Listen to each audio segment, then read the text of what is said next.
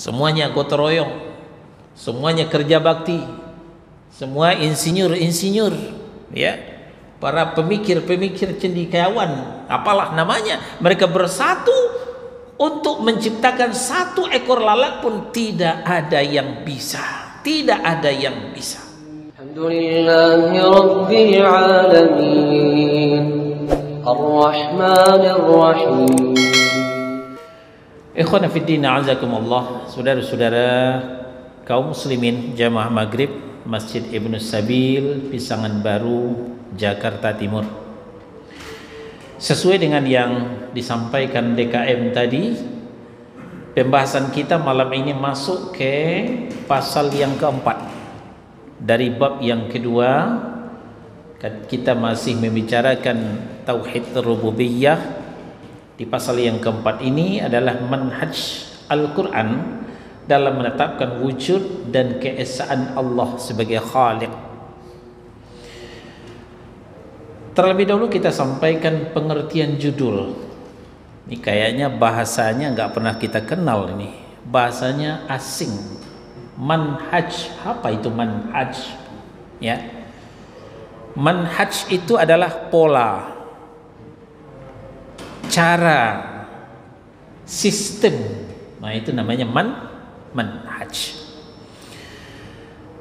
Cara memasak nasi, terlalu dicuci beras terlebih dahulu, ya.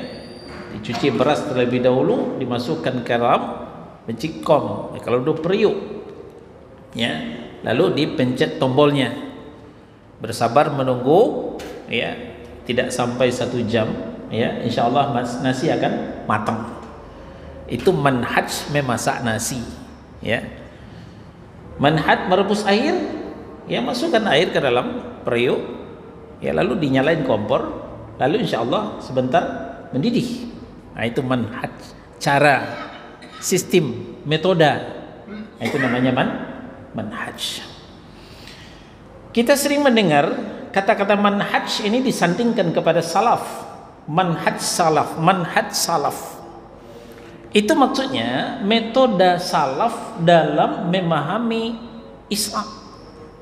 Dalam memahami Islam. Salaf itu adalah orang yang terdahulu, pertama kali masuk Islam.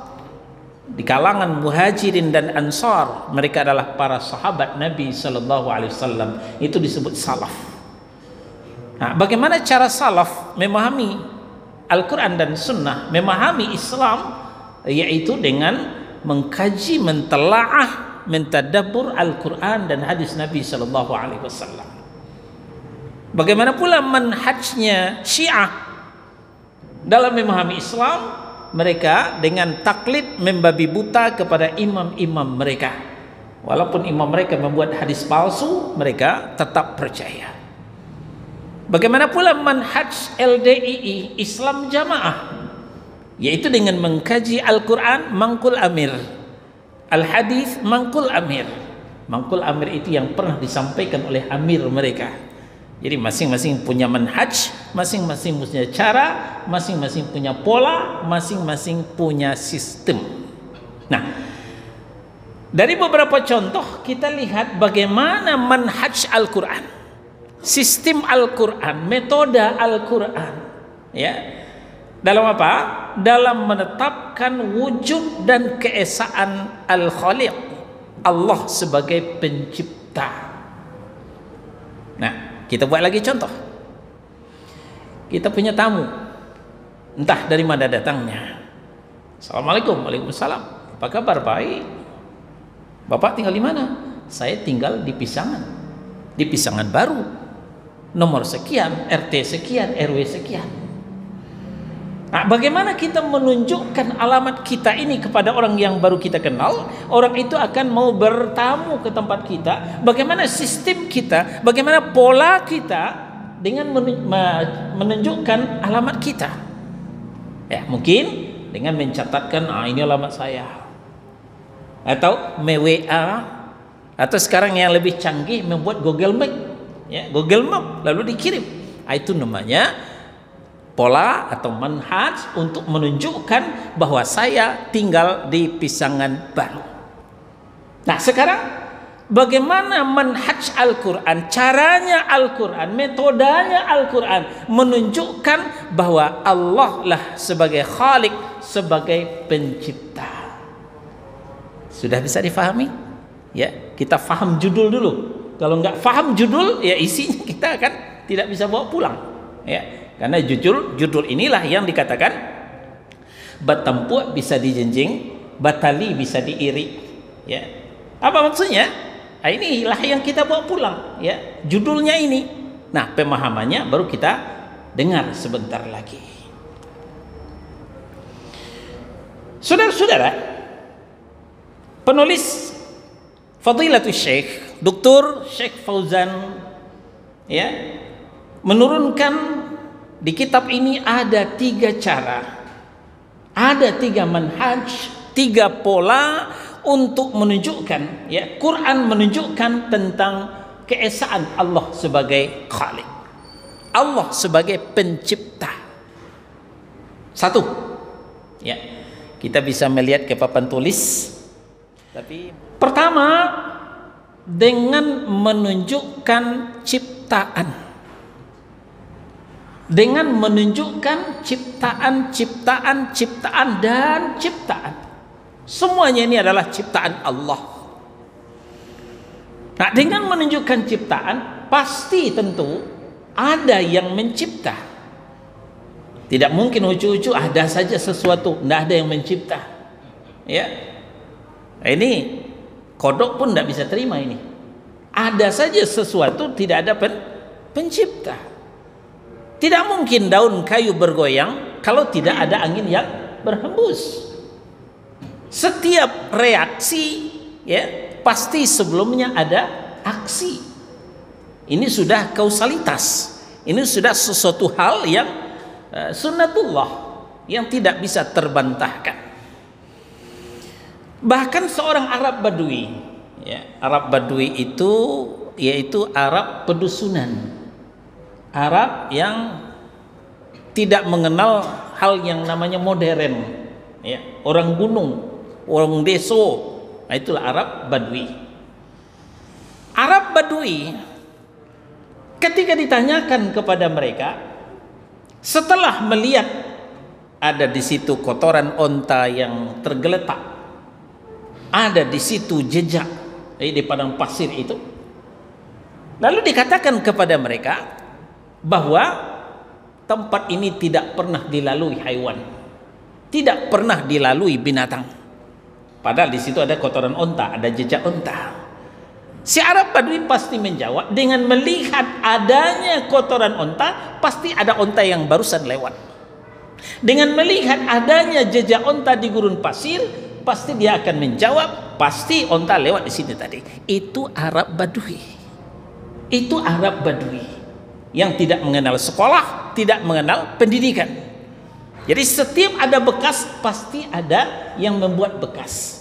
Setiap ada ciptaan, pasti ada yang menciptakan. Sekarang kita lihat ciptaan langit dan bumi, ya. Langit yang dihiasi dengan mentari, rembulan, bintang gemintang. Bumi yang diisi dengan makhluk haiwani, insani, dan nabati.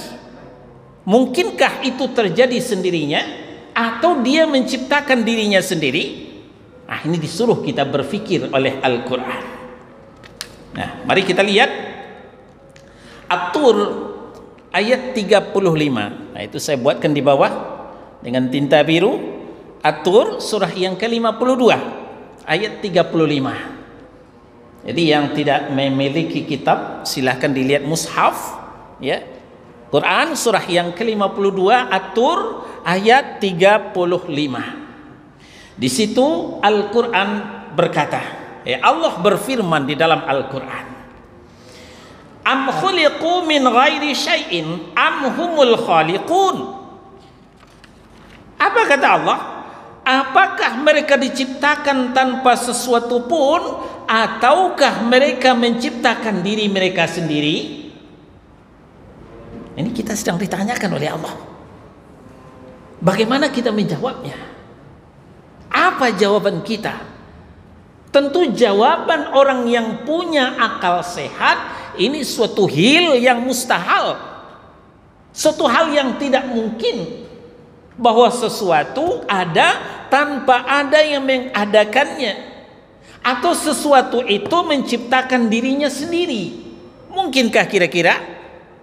Kodok pun menjawab tidak. Ya. Kalau ada mengatakan bisa, berarti lebih bodoh daripada kodok. Ya, lebih bodoh daripada kodok.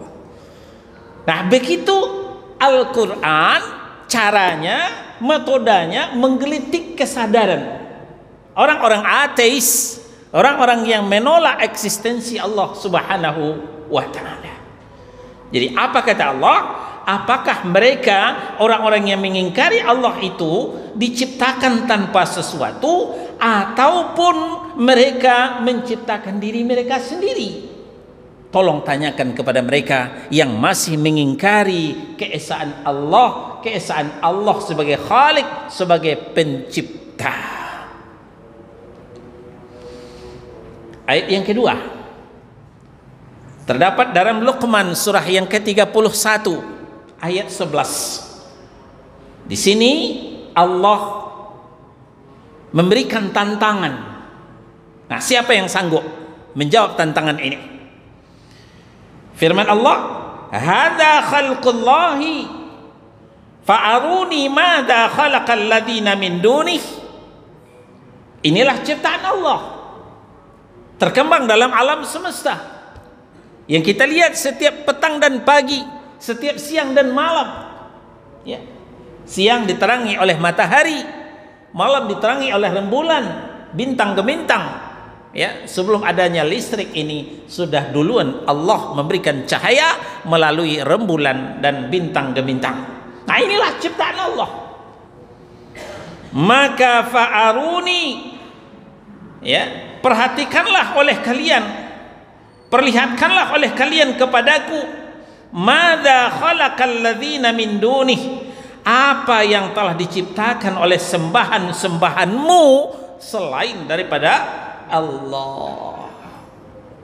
Ya, sembahan-sembahan seperti Lata, Uzza, Hubal, Manat, ya, patung-patung berhala, batu-batu yang dipahat menjadi patung. Sekarang batu-batu kuburan, di mana sebagian kaum muslim bermunajat meminta di batu kuburan itu. Nah, fa'aruni, tunjukkan kepadaku, kata Allah, mana ciptaan daripada sembahan-sembahan kalian, ya, selain daripada Allah Subhanahu wa ta'ala. Nah, demikian juga dalam Al-Ahqaf surah yang ke-46 ayat 4. Aruni madza khalaqu minal ard. Tunjukkan kepadaku, perlihatkan kepadaku, kata Allah, apakah yang telah mereka ciptakan, ya, dari bumi ini. Ya, bumi sudah dihamparkan oleh Allah. Ya, sekarang untuk mengisi bumi ini, mana ciptaan Tuhanmu? Mana ciptaan sembahan-sembahanmu itu? Tunjukkan kepadaku, kata Allah Subhanahu wa ta'ala. Ternyata sejak tantangan ini diturunkan oleh Allah, tidak satu pun daripada orang-orang yang mengingkari keesaan Allah itu, mengingkari eksistensi Allah itu, tidak satu pun yang bisa menjawab tantangan ini. Kita berlanjut ke Ar-Ra'd. Ar-Ra'd surah yang ke-13 ayat 16. Ya. Di dalam kitab sudah komplit, ya, yang tidak punya kitab bisa lihat dalam mushaf. Am ja'alu lillahi syuraka'a khalaqu ka khalqih fatashabahal khalqu alaihim qulillahu khaliqu kulli syai'in wa huwal wahidul qahar. Apakah mereka menjadikan beberapa sekutu untuk Allah yang dapat menciptakan seperti ciptaannya, sehingga kedua ciptaan itu serupa menurut pandangan mereka? Ya, kembali tantangan dilancarkan oleh Allah Tabaraka wa ta'ala.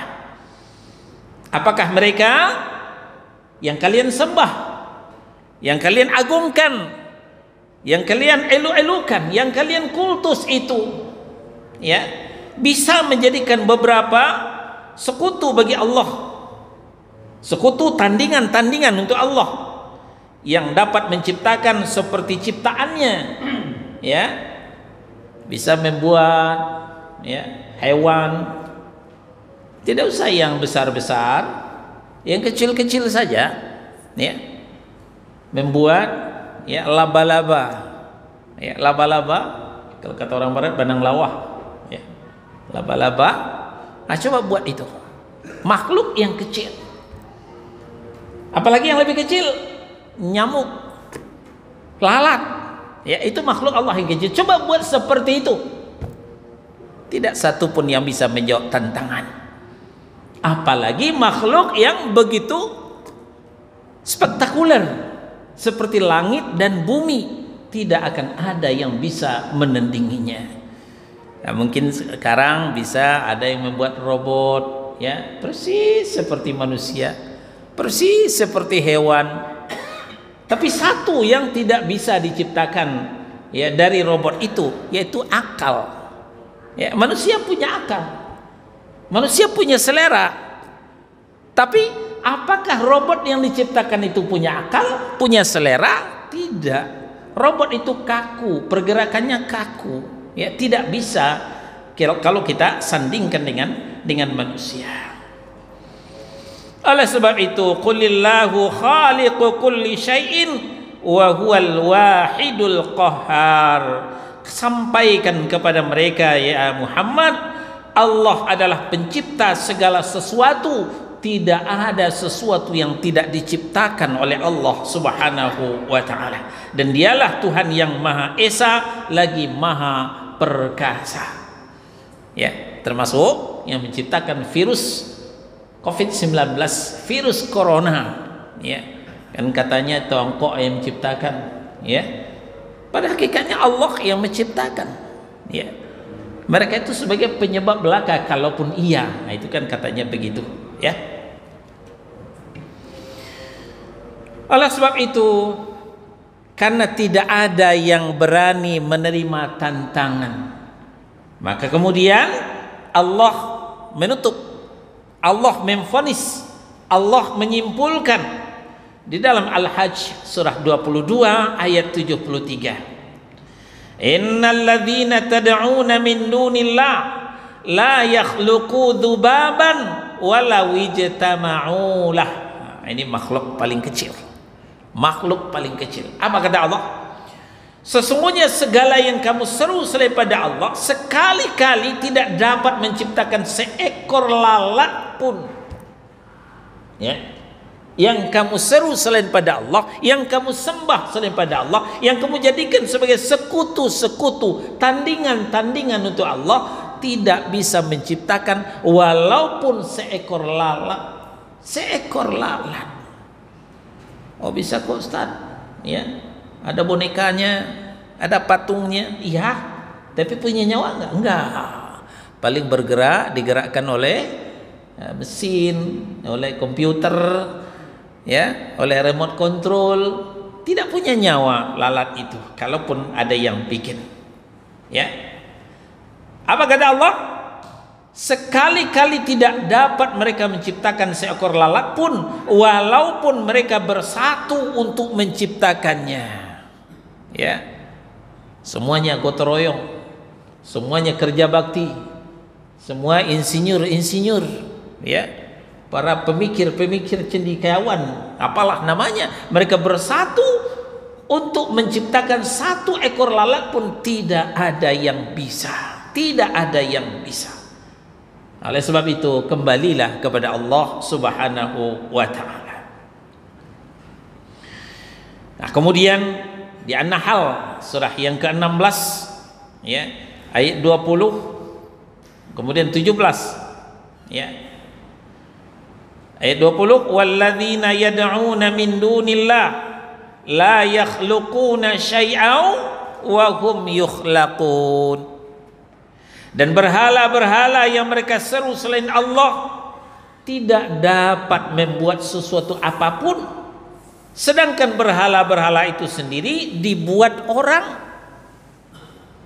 Begitu caranya Allah menggelitik kesadaran ya orang-orang yang menentang Allah Subhanahu wa taala, menentang keberadaan Allah Subhanahu wa taala. Yang mereka elu-elukan, yang mereka sembah, ya, yang mereka bermunajat kepadanya, tidak bisa menciptakan. Bahkan mereka lah yang menciptakan. Patung Lata, Uzza, Hubal, Manat, mereka yang memahat. Ya. Ini yang kemudian Umar bin Khattab radhiyallahu an kadang-kadang ketawa geli kalau mengingat ya nostalgia waktu kafir, ya, bercerita sesama sahabat dulu kebodohan kita ya, kita buat patung dari roti, kita buat dah jadi, kita sembah, kita beribadah, lalu lapar perut kita potek itu roti, kita makan. Tuhannya bisa dimakan karena dibuat sebelumnya. Nah, ketika datang akal sehat, barulah kemudian sadar memang bodoh orang yang menyembah selain daripada Allah.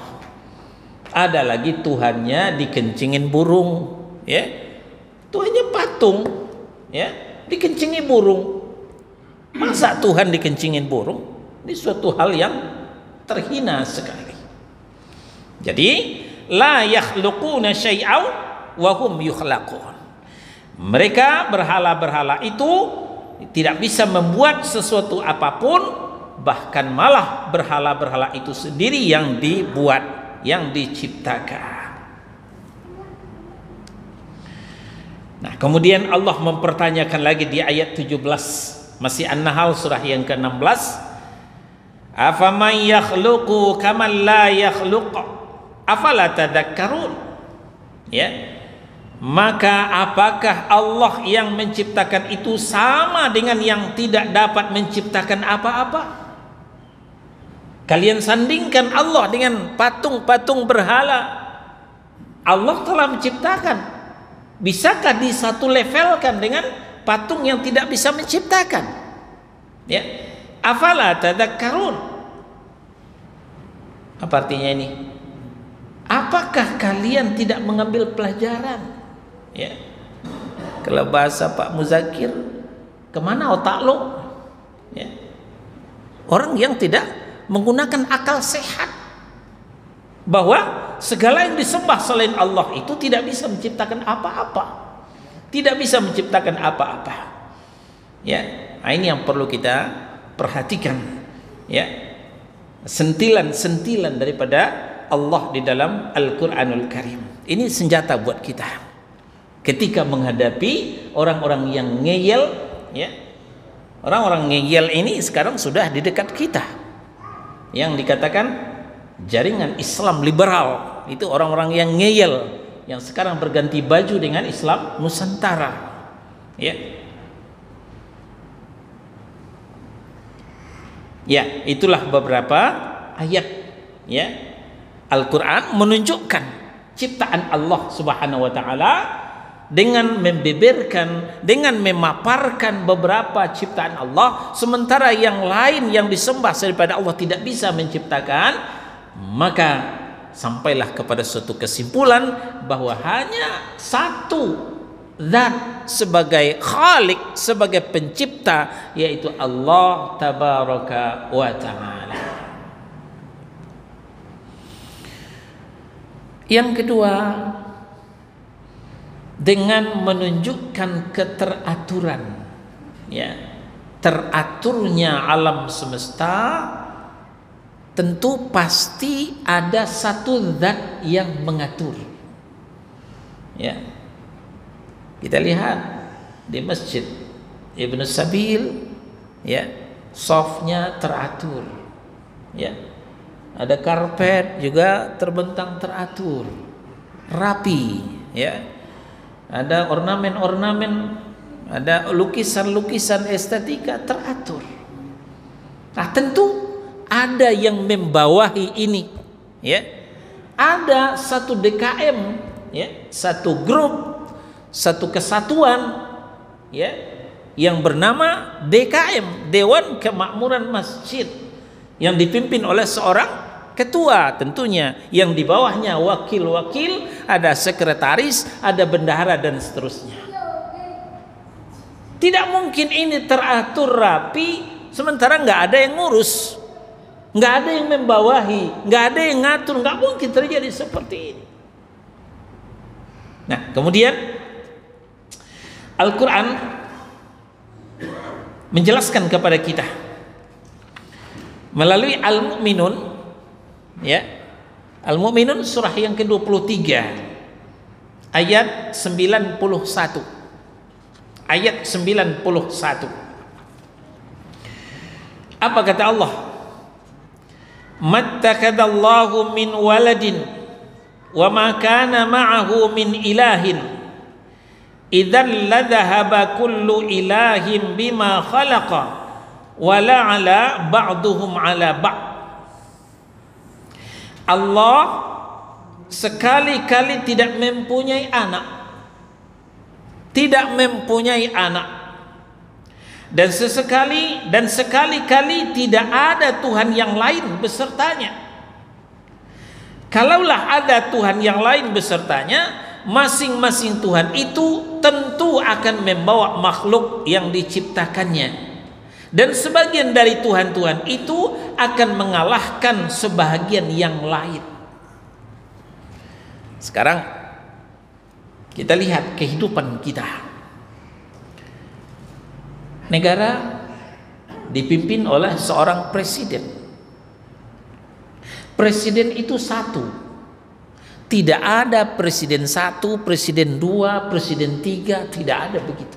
Yang saya maksud, presiden satu, presiden dua, presiden tiga, yang tagak semua tinggi, duduk semua rendah. Ya, yang masing-masing punya hak prerogatif untuk mengambil kebijakan. Tidak ada. Oh, ada ustadz wakilnya. Nah, beda. Presiden, wakil presiden, mereka tidak punya hak yang sama. Presiden lebih berhak daripada wakil presiden. Malah kalau macam-macam, ya wakil presiden itu bisa dipecat. Ya. Bahkan kita melihat ada wakil presiden ngitung buah baju. Ini istilah orang barat ini, ngitung buah baju apa? Tidak beraksi. Diam aja, ya, menjadi mentimun bungkua, pelengkap penderita, tidak pernah mengambil kebijakan. Ya, kalau pernah mengambil kebijakan harus seizin yang di atasnya. Kalau tidak, tidak jadi. Nah, begitupun gubernur satu, gubernur dua tidak ada. Yang ada gubernur, wakilnya pasti di bawahnya. Ya, nah ini dikatakan oleh Allah Subhanahu wa taala dalam Al-Mu'minun ayat 91, ya. Kalaulah ada dua Tuhan, ya, kalaulah ada Tuhan yang lain besertanya, tentu masing-masing Tuhan itu akan membawa makhluk yang diciptakannya. Nah, ini bumi yang diciptakan Tuhan pertama. Lalu ada lagi bumi diciptakan Tuhan kedua. Tentu begitu. Ternyata tidak. Ya, ternyata tidak. Ini manusia yang diciptakan oleh Tuhan pertama, dan ini manusia yang diciptakan oleh Tuhan kedua. Tidak begitu. Manusia itu sama semua. Sama semua walaupun wajahnya berbeda. Tapi pada dasarnya semua manusia itu sama, diciptakan oleh Tuhan yang sama juga. Sebagian dari Tuhan-Tuhan itu akan mengalahkan sebagian yang lain. Ya, tentu akan timbul kecemburuan sosial. Ya. Ciptaanmu bagus ya, lebih bagus daripada ciptaan saya, itu timbul iri, dengki, ya, pasti akan mengalahkan Tuhan yang lain. Tapi sudah beribu tahun bumi ini terkembang, tidak ada terjadi pertengkaran seperti itu, menunjukkan penciptanya itu adalah satu. Penciptanya itu adalah satu. Pasti ada satu zat, sekali lagi satu zat, bukan dua zat yang mengatur, yaitu Allah Subhanahu wa taala. Ya, sebagaimana telah kita sampaikan pada pertemuan terdahulu, ya, di Ali Imran surah yang ketiga ayat 26, ya, di 27. Qulillahumma malikal mulki tu'til mulka man tasha wa tanzi'ul mulka mimman tasha wa tu'izzu man tasha wa tudhillu man tasha biyadikal khair innaka ala kulli syai'in qadir. Nah, di ayat 27, tulijul laila fin nahar wa tulijun nahara fil lail wa tukhrijul hayya minal mayyiti wa tukhrijul mayyita minal hayy. Ya. Engkaulah yang memasukkan malam ke dalam siang, engkaulah yang memasukkan siang ke dalam malam. Artinya adalah yang mengatur rotasi siang dan malam, yaitu diatur oleh satu zat, yaitu Allah Subhanahu wa ta'ala. Nah, begitu juga engkaulah yang mengeluarkan yang hidup dari yang mati dan mengeluarkan yang mati dari yang hidup. Ya, antara ayam dengan telur selalu berputar seperti itu. Ayamlah yang mengeluarkan telur dari duburnya, kemudian telurlah yang melahirkan anak ayam. Begitu terus menerus. Ya, tentu kalau kita tanyakan Tuhan mana ayam dengan telur, wah, sampai pagi kita nggak akan bisa menjawabnya. Nah, siapa yang mengatur rotasi alam itu? Ya, tentu ada satu zat. Sekali lagi, satu zat, bukan dua zat yang mengatur. Kalaulah ada dua zat yang mengatur, menurut Tuhan A begini, menurut Tuhan B begini, akan terjadilah ya pertengkaran di antara dua Tuhan. Tapi ternyata selama ini tidak pernah terjadi, selalu berjalan dengan teratur. Yang namanya air selalu mengalir dari tempat yang tinggi ke tempat yang rendah. Kita belum melihat ada air itu yang mendaki, ya, kecuali dinaikkan oleh pompa, ya, oleh pompa itu mungkin. Tapi yang sendirinya air itu belum pernah mengalir dari bawah ke atas, ya, tidak berubah, selalu begitu. Selalu ya, orang senang kepada yang keindahan, selalu suka kepada yang enak, yang lezat. Itu sudah biasa begitu, sudah aturan daripada Allah Subhanahu wa ta'ala. Tuhan yang hak harus menjadi pencipta yang sejati. Jika ada Tuhan yang lain dalam kerajaannya, tentu Tuhan itu juga bisa mencipta dan berbuat. Ketika itu pasti ia tidak akan rela adanya Tuhan yang bersamanya. Sekali lagi, tentu akan ada kecemburuan sosial, akan ada rasa iri dan dengki pada Tuhan-Tuhan tersebut. Sekarang kita masuk kepada metode yang ketiga, manhaj Al-Quran dalam menetapkan keesaan Allah sebagai Khalik, yaitu dengan menunjukkan ketundukan makhluk-makhluk untuk melaksanakan tugasnya sendiri-sendiri. Ya, ini menunjukkan tentu pasti ada satu zat, sekali lagi satu zat, bukan dua tiga zat yang menguasai, yang memimpinnya. Kalau tidak akan ada ketundukan, tidak akan ada kepatuhan. Nah, sekarang saja ya, kita ingat dulu ya, di tahun sebelumnya, tahun 2020 ya, Maret, April, Mei, di 3 bulan pertama COVID ya, semua orang pakai masker. Tidak ada yang berani tidak pakai masker ya, tidak ada yang berani tidak pakai masker. Semua tunduk, semua patuh. Semua masjid jaga jarak. Baru sekarang aja yang rapat sebagian. Dulu semuanya jaga jarak. Di bulan-bulan pertama COVID itu, semuanya jaga jarak. Bahkan semuanya tidak ke masjid. Sholat di rumah, di rumah. Ya, tarawih di masjid, di rumah. Sholat id di rumah. Itu yang terjadi. Ya, kenapa adanya ketundukan kepatuhan ini? Tentu ada satu yang menguasai. Siapa? Ya, penguasa, pemerintah. Pemerintahlah yang menyuruh kita begitu, wajib pakai masker atau kami tindak, akan begitu di balehonya itu ya, pakai masker atau kami tindak ya.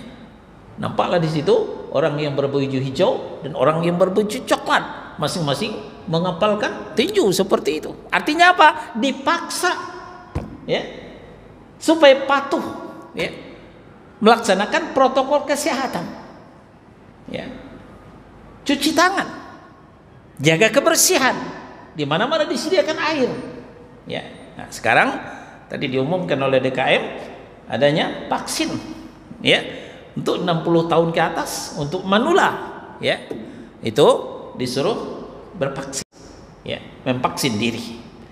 Nah, dengan adanya kepatuhan, dengan adanya ketundukan, pasti ada satu yang mengatur, ada satu yang menguasai. Tadi telah kita sebutkan, ya, kalau kita di Indonesia adalah kepala negara, ya, pemerintah. Dan dalam alam semesta ini ada ketundukan, ada kepatuhan, baik rela maupun terpaksa. Ya, kita sampaikan bulan lalu, ya, ketundukan alam semesta baik secara sukarela maupun terpaksa. Secara sukarela kaum muslimin, ya, walaupun dihadapkan, ya, senjata kepadanya, dia tidak akan berhenti sholat, dia akan terus sholat walaupun bagaimana caranya. Nah, ini ada ketundukan seperti ini, tentu ada zat yang menguasai. Ataupun secara tidak rela atau secara terpaksa, ya, seperti, ya, orang-orang di luar Islam, orang-orang kafir, dia akan tetap menghindar dari hal-hal yang membahayakan dirinya. Siapa yang menyuruhnya menghindar? Ya terpaksa, kalau tidak hancur, kalau tidak hancur. Toha surah yang ke-20 ayat 49 dan 50. Ini jawaban telak daripada Nabi Musa alaihissalam ketika ditanya oleh Fir'aun. Apa kata Fir'aun? Tuhan kalian ini siapa sih? Ya, kenapa kalian tidak mau menyembahku? Ditanya oleh Fir'aun kepada Musa dan saudaranya Harun. Apa jawaban? Ya, ya, di sini dikatakan, qala famar rabbukuma ya Musa. Ya, Toha ayat 49. Nah, jadi terjadi interaktif, terjadi tanya jawab antara Fir'aun, penguasa Mesir ketika itu, yang telah mempertuhankan dirinya. Ini puncak kesombongan Fir'aun, ya, mempertuhankan dirinya. Nah, lalu ketika itu Rasulullah Musa alaihissalam dan Harun alaihissalam tidak mau mempertuhankan Fir'aun. Maka Fir'aun konfirmasi, menanyakan kepada Musa. Fir'aun berkata, "Faman rabbukuma ya Musa?" Maka siapakah Tuhan kalian sebenarnya, hai Musa? Musa menjawab, "Rabbuna alladhi a'ta kulla syai'in khalqahu thumma hada." Tuhan kami adalah, yaitu Tuhan yang telah memberikan kepada setiap sesuatu bentuk kejadiannya, kemudian memberikan arahan, memberikan petunjuk. Jadi segala sesuatu dibuat oleh Allah, dijadikan oleh Allah dengan sempurna. Itu Tuhan kami. Ya, seperti dalam surah As-Sajdah ayat 7, "Alladzi ahsana kulla syai'in khalaqahu wa bada'a khalqal insana min tin." Alladzi ahsana kulla syai'in khalaqahu wa bada'a khalqal insani min tin.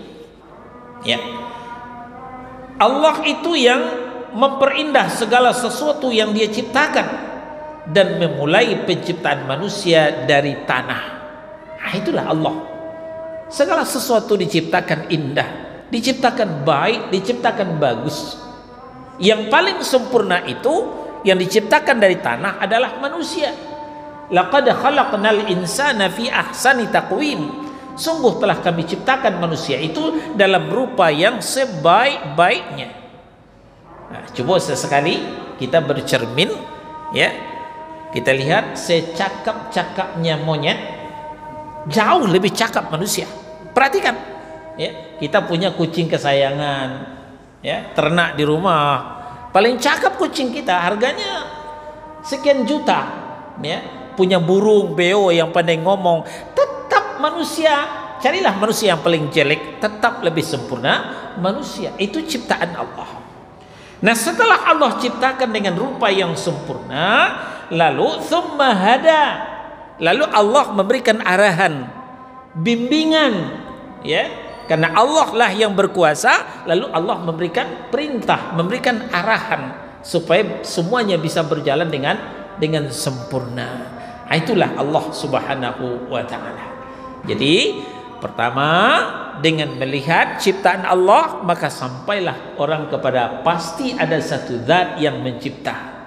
Dengan memperkenalkan keteraturan, kerapian, maka sampailah orang kepada satu zat yang mengatur. Lalu dengan memperlihatkan, dengan menunjukkan kepatuhan dan ketundukan, maka orang akan sampailah kepada satu zat yang menguasai. Itulah isi kandungan daripada pasal yang keempat, cara Al-Quran, ya, metode Al-Quran dalam menetapkan wujud dan keesaan Allah sebagai Khaliq. Alhamdulillahi Rabbil Alamin, Ar-Rahmanir Rahim.